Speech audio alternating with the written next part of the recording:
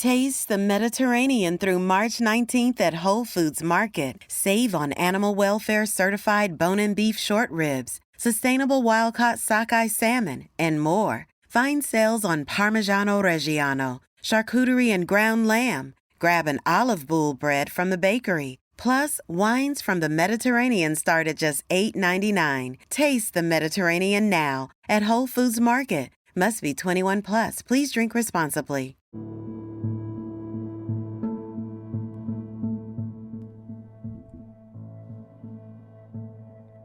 This podcast is made possible through donations from listeners like you and our partners at Goalie Ashwa Gummies. You can find them at goalie.com. Use promo code The Show Up Dad Foundation to get 10% off your order. Zenderance Active Wellness and Sports Nutrition. Their products are designed to maximize your health. At Zenderance, they strive to support and have a positive impact on the wellness of every hardworking dad. Use my code The Show Up Dad and get 10% off your next purchase. For more info, go to www.zenderance.com. Tall Man Equipment. Standing taller than the rest of the competition in lineman tools since 1952. Give them a follow at www.tallmanequipment.com. And last but not least, Adam Lane Smith. He is an attachment specialist who helps people to heal, connect, and build. Use my promo code SHOW, spelled SHOW, for a 50% discount on his attachment bootcamp course. Thank you.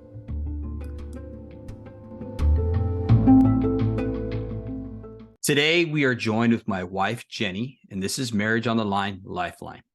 All marriages, even the really good ones, need mending. The routine of jobs, kids, chores, and other commitments can overshadow romance and passion with any husband and wife. As a result, couples can feel disillusioned or even alone. That is why my wife and I have created this marriage series, a platform for husbands and wives to come on and share what they do to be successful. Welcome to our show, Jennie. Hi. So today, what are we going to talk about? Well, I definitely think that, like you said, marriage is a foundation for security for families, for children. And ultimately, children are being raised in healthy families or not healthy families. And that really contributes to the overall state of society. So it is really important to know that you're not alone if you are struggling in your marriage. We've been there, but we've overcome a lot of things, and we're still learning to overcome and learning how to do marriage God's way, the right way, and to really flourish in marriage. And that's why we wanted to have this conversation today. Yeah, absolutely. And I think a lot of times too, people get married with the aspirations that I fell in love with this person, and it's easy to fall out of love with this person as well. They don't go into it with the mindset that, hey, whatever it takes, I'm going to make this to succeed. What do you think?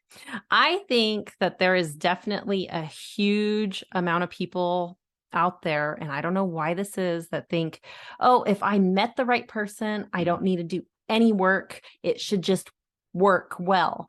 And then, like, with everything that is worth working towards, like, if you have this great career, you still have to work at that career. You don't just get the career and then sit back and relax. You'll lose your job that way, right? Yeah. Well, the same principles work with marriage. Like, you need to continue to work at marriage to have a great marriage. It's not something where it's like, oh, I got the check. No, my job is done. Now I just need to chill. Or same thing with the woman, like, oh, I got the man that I wanted. Now I don't ever need to do my makeup or, clean the house, or, I'm going to live in sweats all day, and which is cool. I mean, if you need to live in sweats, that's fine. Your man should love you the way you are, but you should also be trying too, Yeah, exactly. Never stop dating your spouse. Right. I heard a great pastor that we listened to, Pastor Jurgen. He said, how you catch a thing is how you keep a thing. And I agree with that 100% wholeheartedly, because it's true. Men tend to marry the girl, right? We get the girl, we go to work, we start going into this provider protector mode, and we start doing that. And somehow along the way, we forget why we're doing it, who we're doing it for. and then our families start getting pushed off to the side, correct? Yeah, I kind of wonder where that mindset comes from though, because you see that a lot in the family dynamic where like the man pursues the woman, is super excited to receive her as his wife, and then kind of becomes complacent and almost develops this thinking as if, oh, well, we're married, so she's never gonna leave. It doesn't matter how hard we go through stuff or whatever, better for worse, she's never gonna leave me. Where does that thinking kind of come from? Because sometimes I feel like a lot of women are talking about what they need from their man and they try to address it with their man, but then their man thinks it's like nagging and you know what I'm saying? Yes. Like, but then there's also like a complacency from the man, like, oh, well, we're married and you're never going to leave me, but yet you don't want to work on the marriage. So what happens in a man's thinking? Well, from my perspective, because I went through this, I think it was a generational issue to where, like, my parents, they had been married for 50 some years, and they got married really young. My mom had twins at the age of 16. And, them growing up together in this relationship, no matter how hard it got, no matter how, what today's society would call, violent, you know what I mean? It got pretty rough growing up and in their marriage and stuff like that. And I think growing up and seeing that and seeing all the stuff that my mom went through and stuck through it, even to the point where they lost their youngest child in 2020, which is my younger brother, and then seeing them stick together now, that's how I grew up. That's what I saw. That was the model for me in our marriage is no matter how hard it is, what you do, you stick with your spouse. You never leave them. And that's the mindset I went into when I married you. No matter how hard it got, no matter how bad it got, I was going to be there for you and stick with this and make this sucker work until the wheels fell off. That's the mindset I had. But I think to answer your question, I think it's based upon how you saw and related to marriage in your own family dynamic. What do you think? Like growing up. Yeah. Yeah. And then I'm on the polar opposite where like grew up in a household with divorced parents and stuff like that. So leaving was kind of what option. I learned was an option to the problem. Instead of dealing with the problem, right? Which isn't an option to fixing the problems because you're just going to repeat those same issues in the next relationship.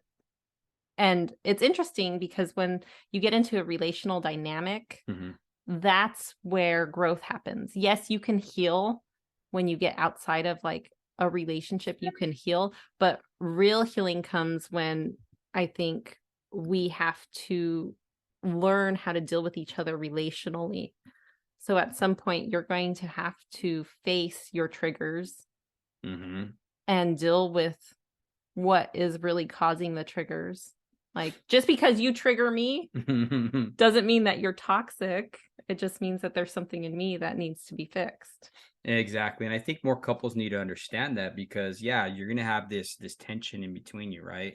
And in a perfect marriage, the way God designed it to be, you're going to have those tensions to bring out, to kind of draw out our flaws that need worked on, correct? You know what I mean? So like, say for instance, you're triggering me, right? You're doing something that I recognize that I don't like. Okay. A lot of times when we see that in other people, it's because we don't like that about ourselves. And that's how we recognize it in other people. Yeah. You know what I mean? So it makes us uncomfortable because I don't like it. You know what I mean? It's like, then I got to step back and be like, okay, well, what is it that she's doing that I do that I'm recognizing this? You know what I mean? And then it goes back to self instead of finger pointing. I think a lot of couples these days like to point the finger instead of pointing the finger back at themselves and be like, okay, well, what is it that I'm doing that I'm creating this? I agree. But it definitely, this goes for couples and marriages where you're fighting fair and it's a safe environment too, because there are a lot of toxic, bad behaviors that can be taking place in the marriage. And sometimes people think it's blaming, but really it's holding somebody accountable. Can you elaborate more on that? Because I know exactly where you're going, but for our listeners, can you elaborate a little bit more about that as far as like give examples of toxic behaviors? I'm out doing something that's not good, I don't know, for the relationship, and or it's triggered you or something like that. And then uh you come to me and you're like, I don't like that. But then I deflect and I flip it around and I'm like, what are you talking about? You're blaming me, blah, blah, blah, all this stuff. I don't like what you're saying. It's all your fault, rather than taking responsibility for the wrong that I caused and the hurt that I caused you. Mm-hmm. That's not okay. Like, say, for instance, if you're in a situation where one person has an addiction issue, Mm-hmm. and you go to that person and you say, hey, this is going too far. Mm-hmm. It needs to stop. Then that person could possibly, the person that has an addiction issue could possibly feel attacked and then turn things on you and not hear you, not listen to you, not understand how they're destroying the relationship. I think in that aspect, one of like just for me again, when you came to me and you approached me with certain things that I was doing, whether it be an addiction to pornography or whatever, right? Mhm. I think when you came to me with that, I think it was a lot of it was rooted in shame. For one, I didn't Mhm. like what I was doing, obviously, otherwise I wouldn't be hiding it. Mhm. And number two, the feeling of being transported back to being a child and getting caught doing something wrong. Mhm. Mhm. You know what I mean? So I think that's why when people feel that shame, they react in a way that's what you call not safe. Mhm. You know, so I think as couples we need to recognize that that's probably a possibility that they're going to react like that, especially being caught red-handed.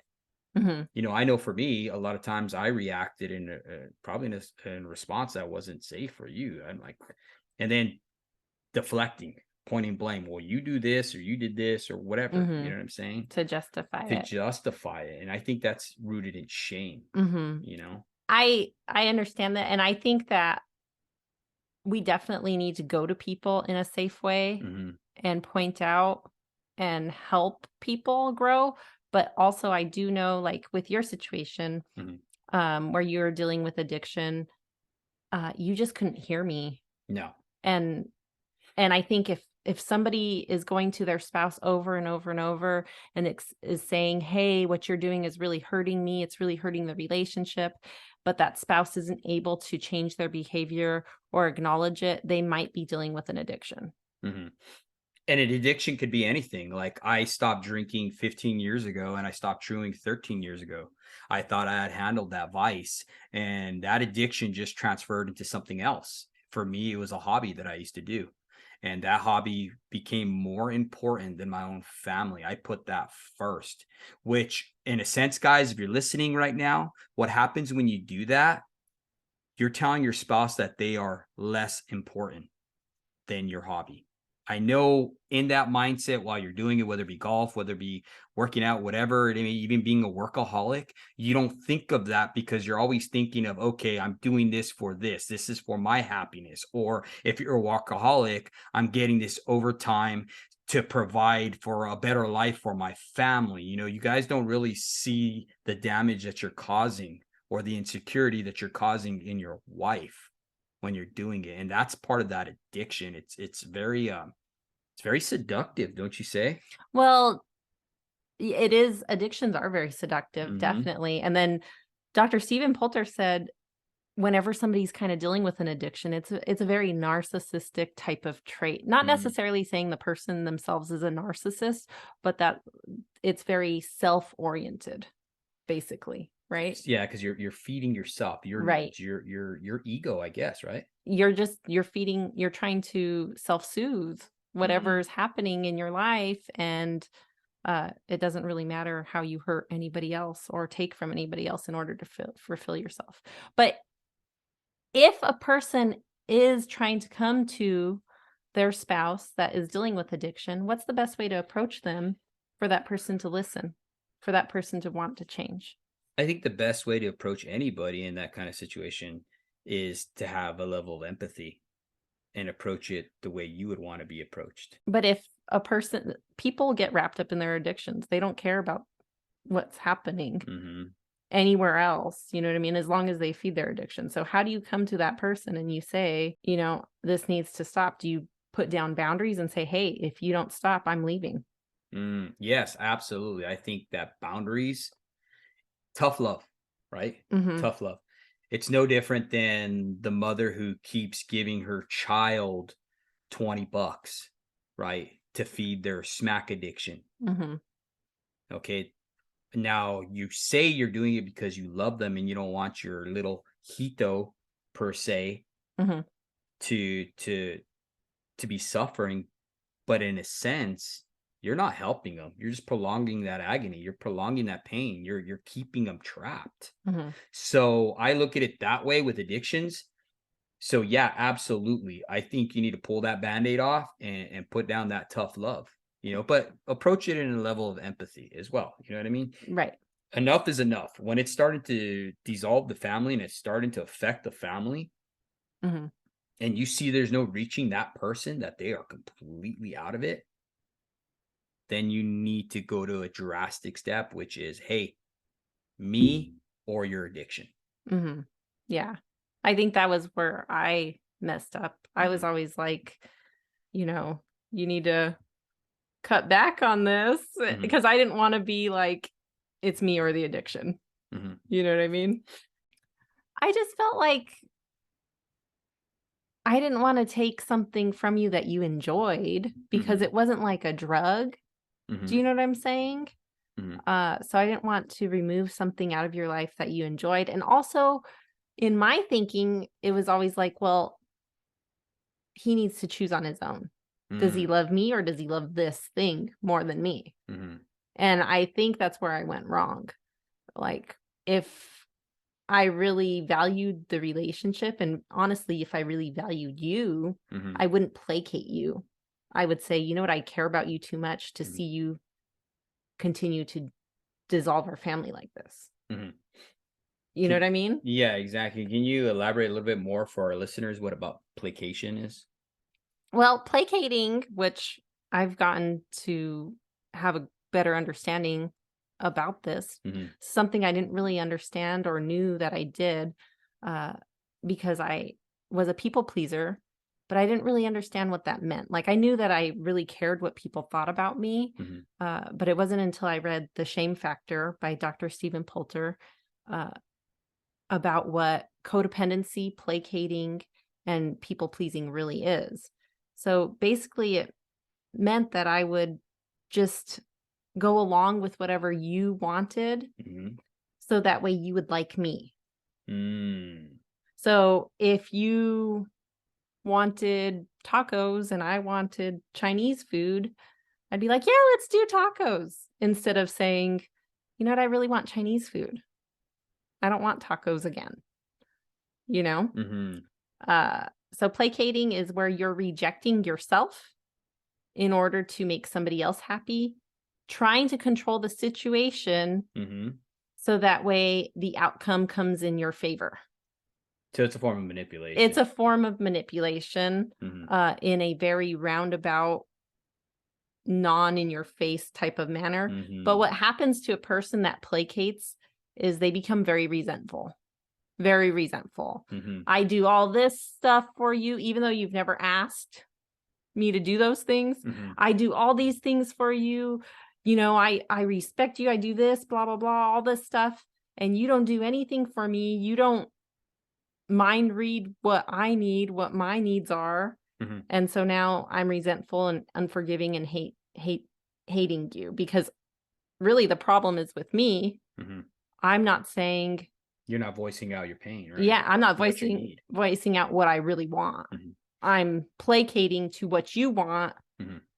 So instead of saying, you know what, I don't like that, I want this, which causes momentary chaos in the relationship, but ultimately both people will be happier, because even the person that you're placating to starts to kind of resent you.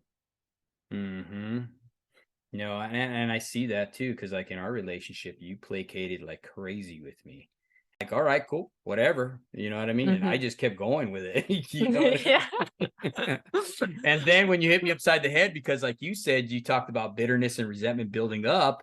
I'm like, what are you talking about? What do you mean you're bitter? What do you mean you didn't like this house? What do you mean you didn't want to live out here in the country and have all these animals? What are you Mhm. talking about? You know what I mean? Even though you had voiced those many a times, but you placated. You never put your foot down and said, Right. hey, I'm a part of this marriage too. Yeah. You know, um, how many women are in that position right now, or even men? I'm sure tons of men, tons of women are. Like, there's Mhm. that saying, I don't agree with it, happy wife, happy life. No, I don't agree with it. Uh, that's a form of placation. yeah, it's totally just training men to placate their wives, and vice versa, you Mhm. know what I mean? But I definitely think the big problem was that I would voice out what I wanted, but I wouldn't put my foot down and I wouldn't hold the boundary. Mhm. So then it became nagging. Oh, yes. Yes. There's a proverb that talks about how it's better to sit outside on the roof on the corner of your house in the rain than have to deal with a woman who is nagging. Mhm. And I think it becomes nagging because you're not putting boundaries. You're saying what you want, Mhm.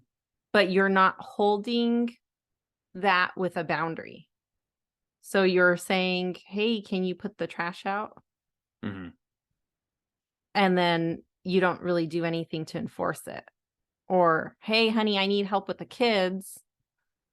But then there's no enforcement. You just go and you do it yourself, and then you're exhausted Mhm. and, like, bugged because this person isn't jumping to help you, you know what I mean? Where what you should do is say, "You know what? I need help with the kids right now. I Yes. need you to stop what you're doing and help me now." There Mhm. kinda needs to be some very clear communication. Mhm. For one, say what you want, don't beat around the bush, and be straightforward about it. Mm. Do it in respect and love, and then to receive it, how do you have to receive it as a man? Like, what do you need to do from that point? If your wife is coming to you and saying, "This needs to happen now." You need to get off your butt and do it. I mean, obviously the tone and if you come up to me and be like, "Hey, I need friggin' help right now," right? Mhm, I'm gonna get off my butt and be like, "Okay, I'm listening to her. What I'm hearing is that she's in a heightened sense of alertness right now. She's obviously triggered. She needs help." And mm, then I'm gonna go right into solving, helping, and we see that even in our dynamic. A lot of times I'll be dealing with what we need to do on the foundation or up here reading my Bible, whatever, and you're yelling at me, "Hey, I need help with the kids," or mhm, whatever. And then I have to get up and go and see what I need to deal with. mhm. You know what I mean? So at that moment, I think men need to just get up, stop exactly what you're doing at that moment, and go see what your wife needs. Put her first. And that's going to do two things. Like I said, number one, you're going to show you that you value her. Mhm. And number two, that you're there standing by her side and you got her back. Yeah, because Because we're on the same team. we're on the same team, correct? Yeah, we're both raising a family. Not just one sided. Yeah, not just one person. So you can't get stuck in that, you know? Absolutely, absolutely. Also, too, with that, they won't have to nag if you did it, right? Mhm. Yeah, I think that's a big part of it. If a woman has resorted to nagging, uh, They're not being heard. they're not being heard, and, uh, they need something to change in the relationship. Mhm. And a lot of men kind of are avoiders of conflict because they don't know how to. I Oh, yeah. mean, you tell me, Yeah. is it because they just don't know how to fix it? And men, they they receive a problem and then they go instantly into fixing mode. But if they can't fix the problem instantly, what happens? It's just like it's frustration. What is it? Yeah, it's a avoidant behavior. Um, you tend to detach. Okay. Like for instance, if you come to me and I don't want to get in a conflict, I'm like, whatever. You know what I mean? I don't want to hear it right now. I had a hard day at work, whatever. I don't want to deal with this right now. Mhm. Right. That's that avoidant behavior, which I think a lot of men do. You go into another room, you go and watch TV and you turn up the volume, or you go to your garage or whatever, you know what I mean? Because you don't want to deal with it at that moment, right? You're dealing with your own problems, right? Mhm. And that's why I like to tell men, leave your problems at work and don't bring your problems of home to work. Mhm.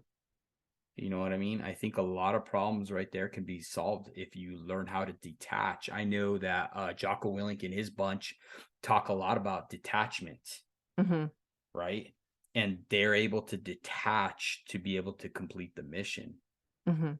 And I agree with it. I agree with being able to detach. The problem, though, here lies in not detaching all the time. Because when you start detaching, when it becomes easy for you to detach from your family, you're going to tend to want to do that.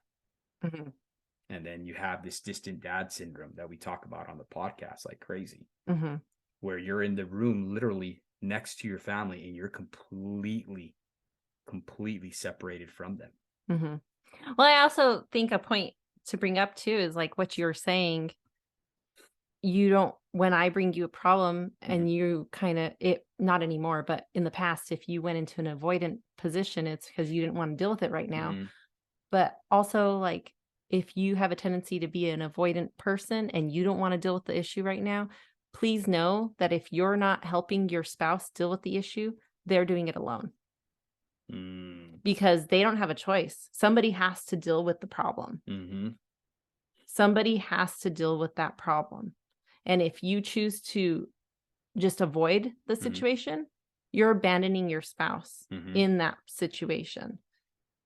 And then they get stuck with 100% of the problem solving issue. And it can cause a lot of guilt for the person that's having to do it if they, make some mistakes along the way, or you feel exhausted. There's a book by Adam Lane Smith. He's a guest on our podcast. And he wrote a book called Exhausted Wives, Bewildered Husbands. And that's so true. I mean, I was just going to say that because, yeah, you absolutely burn them out. You burn your spouse out, right? And it's crazy that you say that because the husband is bewildered. You don't know you're doing it. It's not like you meant to burn your wife out. It's not like you're trying to do that. You have no idea. You're completely in your own world thinking that your wife's handling it all while you handle your stuff. You know, and that's a great book. I highly recommend it. Yeah, definitely. We had a past excuse me. We had a past guest, Adria, and also Victor Robledo, who's a coach, and they all talked about burnout, okay, and adrenal fatigue. Now, with that being said, I think there's a lot of health issues that we create when we're putting all that stress and responsibilities on our spouse and not helping them. I mean, it affects your health tremendously. How did it affect your health? Oh gosh, I know for a fact that I was like way past my limit. I was drowning when I ended up getting chronically ill. It left me susceptible to becoming very sick because I was so stressed all the time.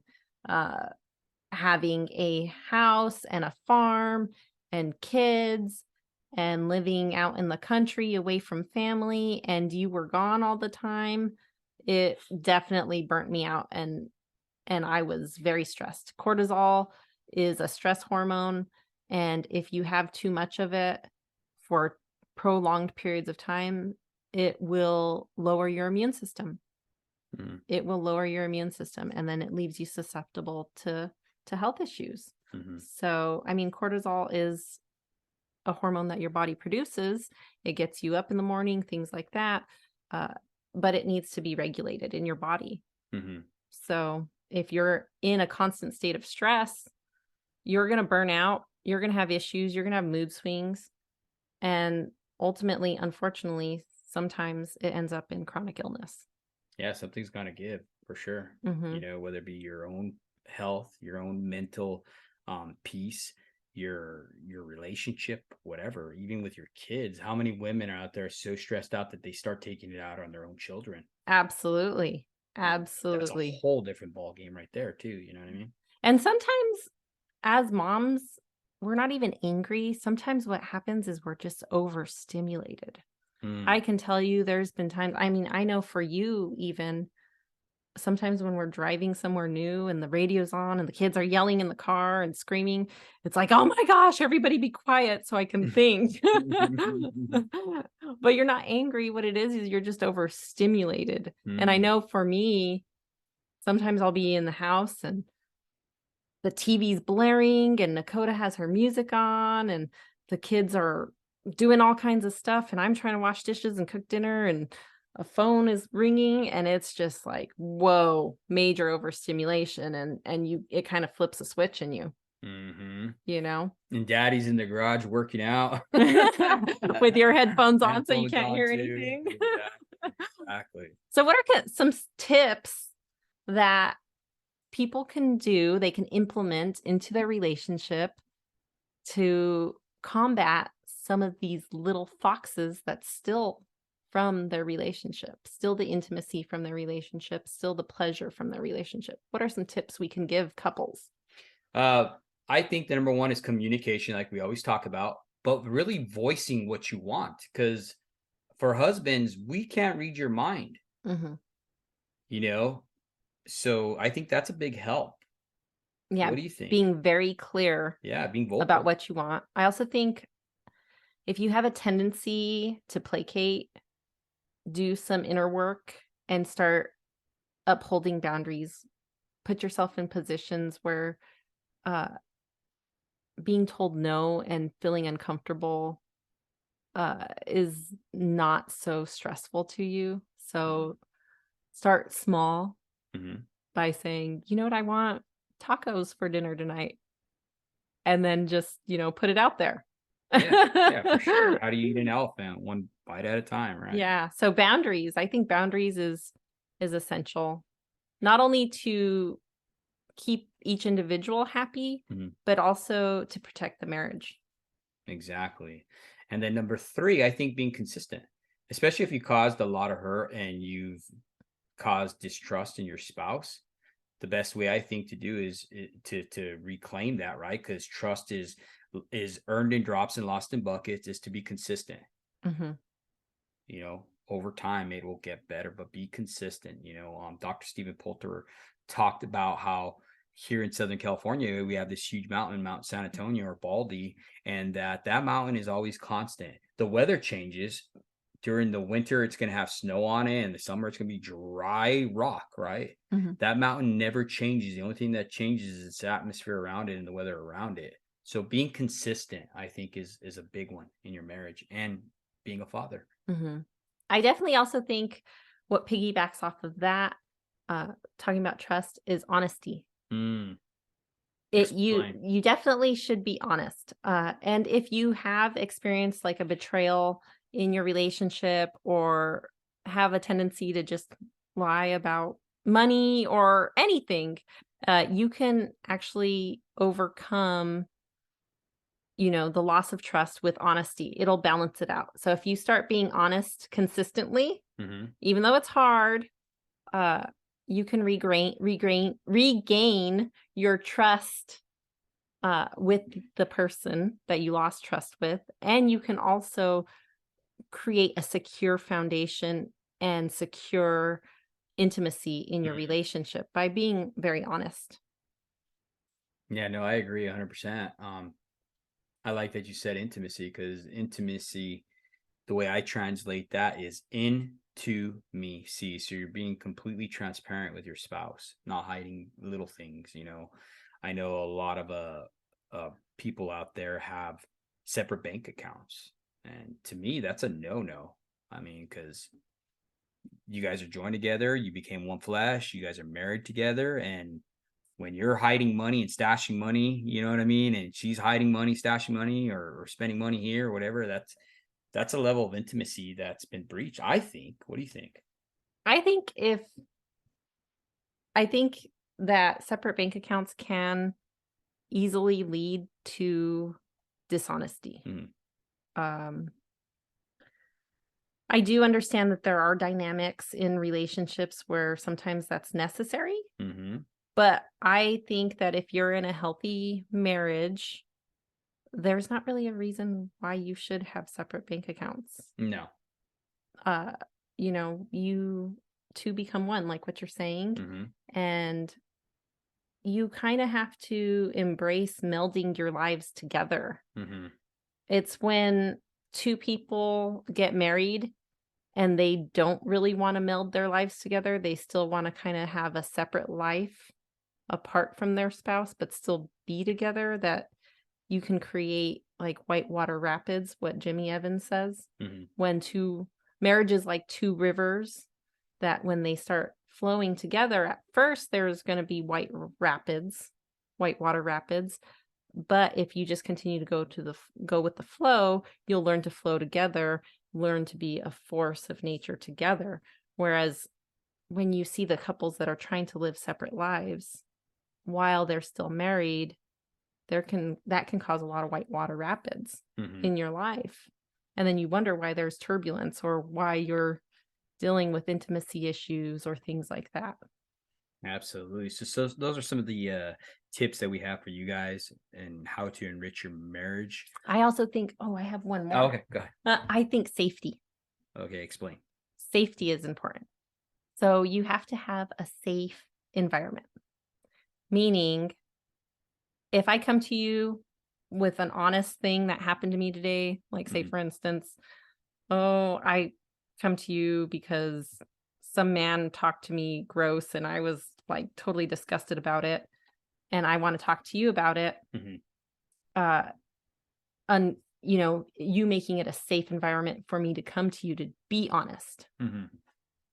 Or say, for instance, my boss told me something horrible and they were being totally unfair and I came to you and talked to you about it. Mhm. Definitely you being able to receive that, or vice versa. If, we're having a fight, it needs to be a safe fight, Mm. not a blaming, manipulation. I'm going to divorce you because we have a problem and, you brought this up to me type Mhm. of situation. And I think the way you can create that safe space too, because I mean, obviously, there's going to be moments where you're heated, right? Yeah. I know that I've read where if your heartbeat goes over 100 beats per minute, a man physically cannot hear, Hmm. right? And that's why we start yelling and raising our voices and stuff like that. So if it gets that moment, if you guys feel that you guys are being triggered, you're feeling heated, I suggest a timeout, a 5-minute break. Absolutely. Yes. If you see that somebody is way over their head in the Mhm. conversation, safety also means giving each other a break. Mhm. Definitely. So that way you can resolve the problem. Because if you keep going in an argument, you're not going to resolve anything. No, you're going to be, what did they call it, cycling, or it's when you Marathoning. marathoning, that's the You're word. going to be marathoning. Yeah, that's not good. That's physically exhausting. Yes. You know what I mean? Because you're just consistently going over and over and over things, and it's just like, oh man, we're getting nowhere. It's good to fight, but to have a result to that fight, you know what I mean? To solve a problem, Right. because marriage doesn't dissolve the fights. I mean, that's a healthy marriage doesn't have that. I mean, a healthy marriage is going to have these little fights that you can uh, Overcome. overcome. Yeah. Yeah, definitely. Problem solving. Mm-hmm. If you're just fighting and fighting and fighting and spinning your wheels, that's exhausting.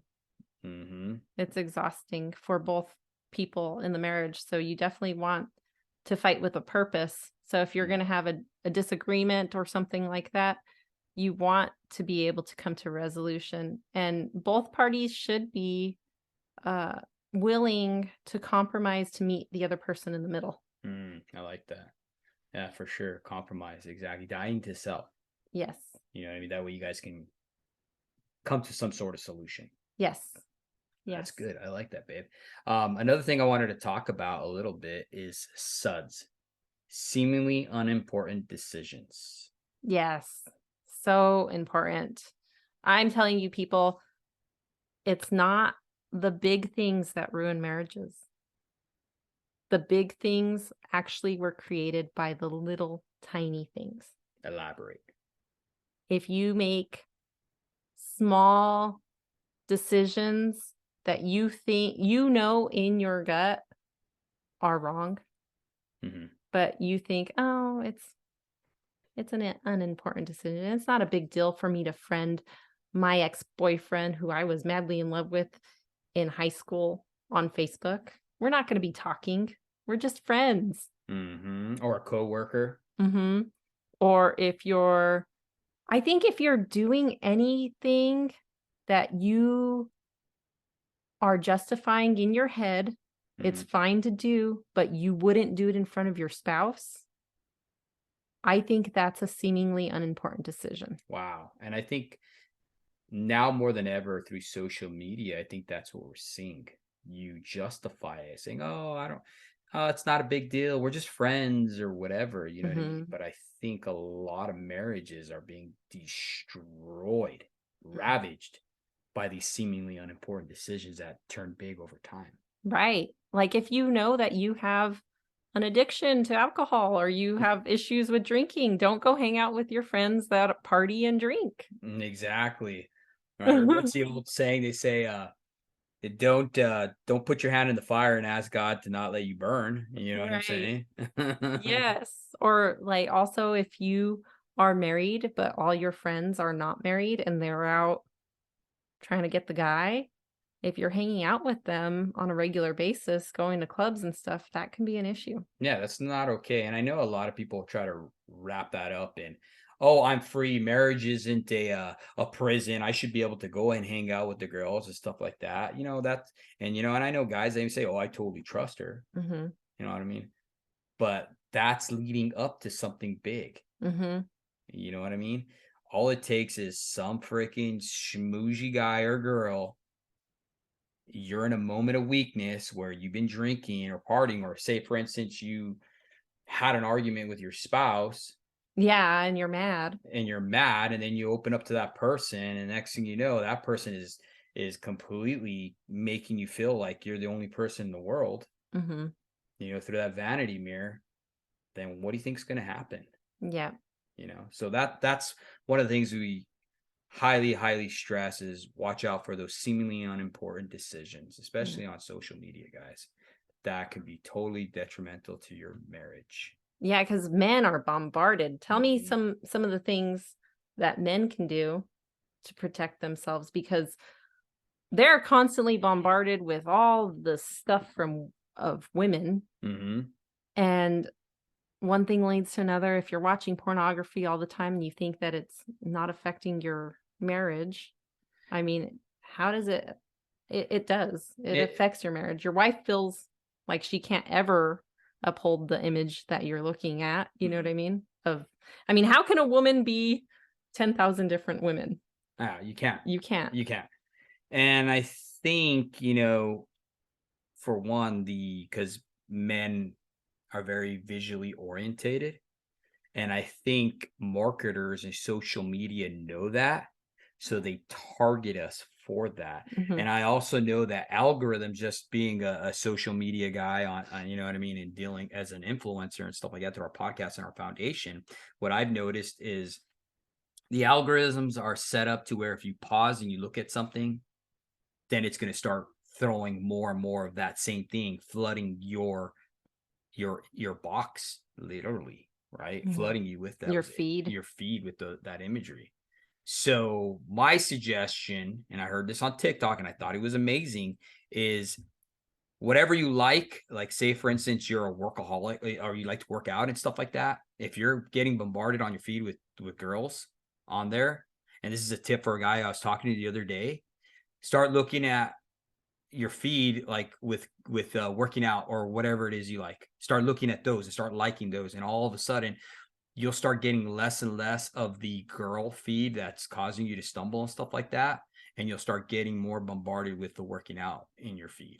That's just a tip that I've seen. And you can also mark not interested. There you go. On some of those on left.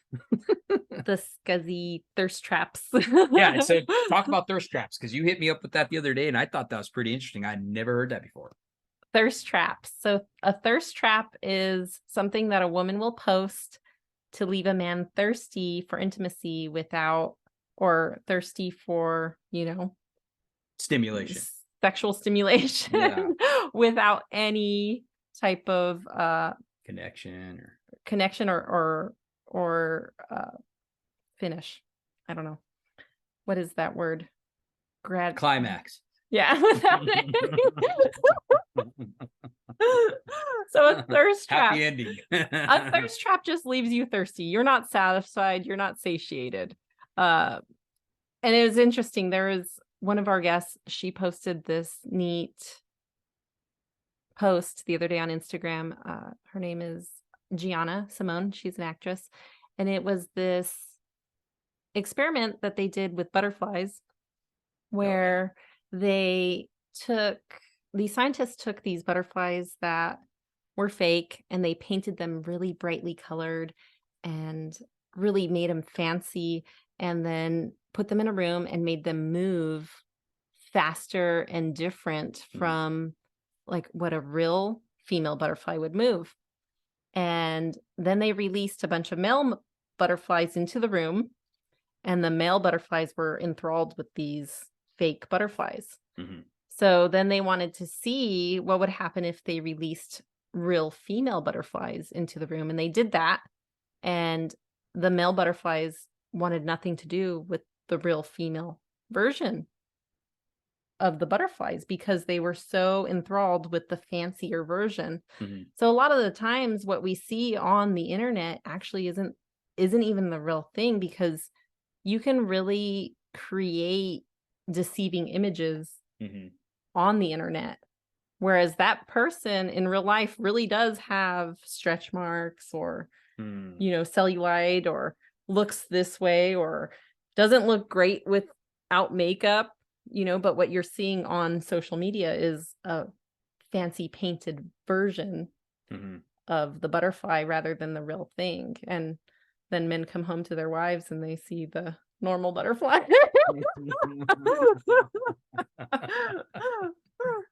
But I thought it was an interesting experiment. Yeah, that is pretty interesting, that even butterflies, which is lower on our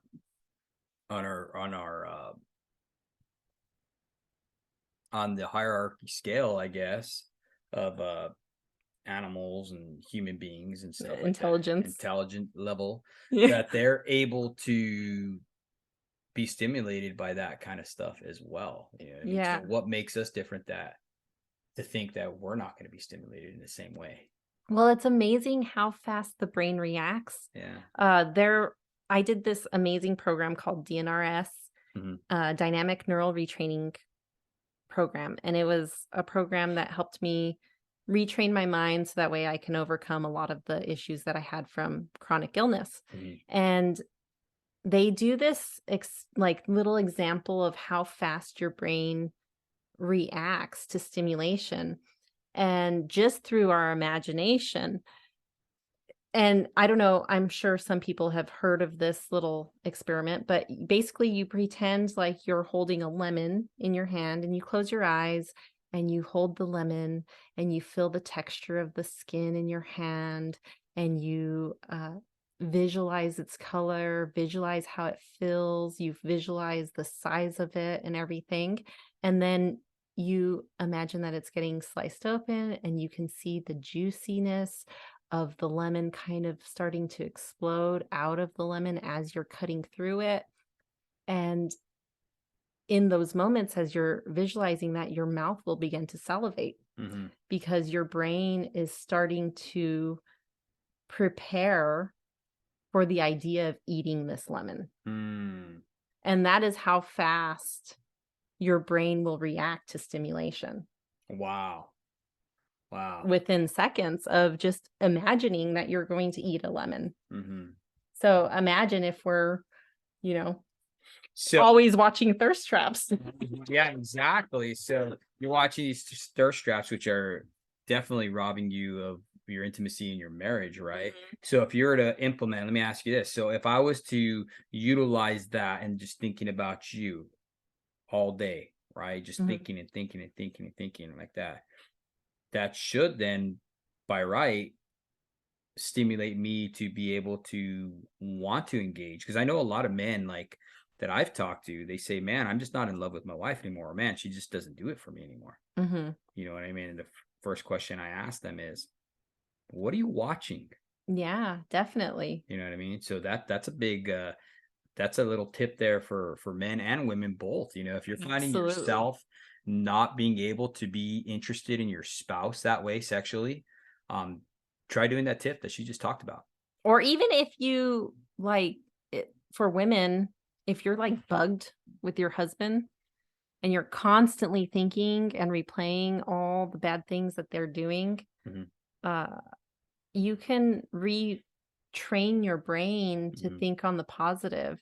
So, like my husband said, if he's thinking about me all day, it matters what he's thinking. mhm, He needs to be thinking good thoughts, not negative thoughts. But I mean, if you choose to think about the good things that your spouse is doing rather than the bad things, and you choose to think on those things regularly, mhm, it will create a different type of hunger, a different type of intimacy, a different type of life before you. The Bible says that we need to be renewing our mind, mhm. and he's literally given us that power within our own thinking, and we have control of that. No, definitely we can transform our whole world by what we think on. Because what a man thinks on, so shall it be. Right. Yes. Yes, definitely. So, guys, if you're listening to this, man, and you're thinking your wife's the worst person in the world, well, guess what? That's what you're going to have. Mhm. And wives, I had this one time told to me, when me and my wife are going through marriage counseling. The lady who was giving it to us, she actually said, she's like, oh, speak to the man you want your husband to be. So if you're going to speak to him like, for lack of better words, a jerk or an asshole, guess what? That's possibly what you're going to get. If you speak to him like one who has value in your life, that's how he's going to respond as well. Mhm. And it might not be the first time you Mm-hmm. speak to them nice. Don't lose heart. Consistency, consistency. Just Mm-hmm. continue to choose to speak to your spouse with regard and respect and love that they deserve, you Mm-hmm. know, and just stay consistent in that. It's got to end somewhere, and Mm-hmm. somebody has to choose to create better behavior and create a better atmosphere Mm. at some point if you're dealing with issues in your marriage. No, I agree with you 100%. I do. Um, well, thank you guys for coming on. If you guys have any more questions for Jennie and I, we have the Show Up Dad coaching and mentorship. Remember, guys, it's not therapy. It's solution driven training. And it's such, we won't waste any time trying to dig in up in your past and stuff like that. We do have people for that we can kind of like send you to. We will focus on the present and future in a solution driven way and work to find effective solutions to change your life right now. If you're ready to get started, we'll have a link in the bio. And thank you guys once again. I hope this is helping you. What do you think, Jennie? Thank you. We're praying for all you families Absolutely. and marriages. Marriage can be successful if done right.